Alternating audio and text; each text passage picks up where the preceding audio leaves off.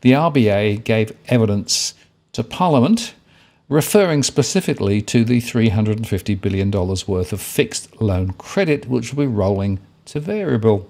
The central bank has said it expects about half of all outstanding fixed loan debt to change to variable rates in 2023. Just how many fixed loans will be forced to jump off the mortgage cliff in 2023 is actually hard to determine, but back-of-the-envelope calculations puts it at around 800,000 loan facilities, the RBA said. Speaking at Wednesday's Senate Select Committee on the Cost of Living, the central bank's Marion Kohler, head of its economics analysis department, and Tom Roswell, its deputy, attempted to answer a series of questions about how Australians were being impacted by rising rates and their mortgages. Asked by the Senate committee what the RBA's view was on the quantity of fixed rates that will transfer to variable rates in the calendar year 23, Ms. Kohler replied around 1/3 of the outstanding housing credit is fixed. We think about half of that is due to roll off in the coming year. You can do that in billions of dollars. That's how we look at it, typically, about a loan. So $350 billion is roughly the amount of credit that is rolling off.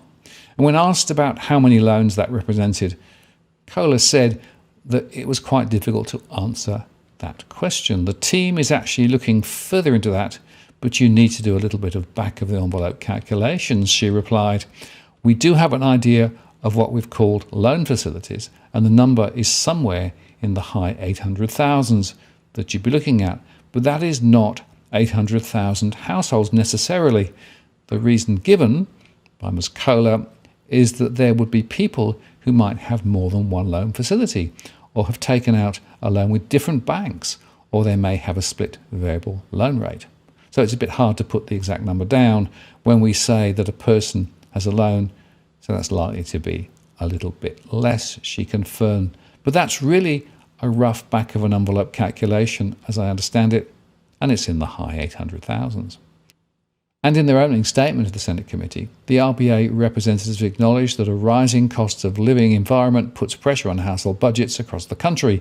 Many people are understandably concerned about how they and others will manage through a period when the cost of living have increased considerably. They explained the cost of living pressures currently being faced by all Australians are a result of a substantial rise in the rate of inflation over the past year or so. Annual inflation, as measured by the Consumer Price Index, has increased from a little below 2% in the years immediately prior to the pandemic to around 8% at the end of 2022.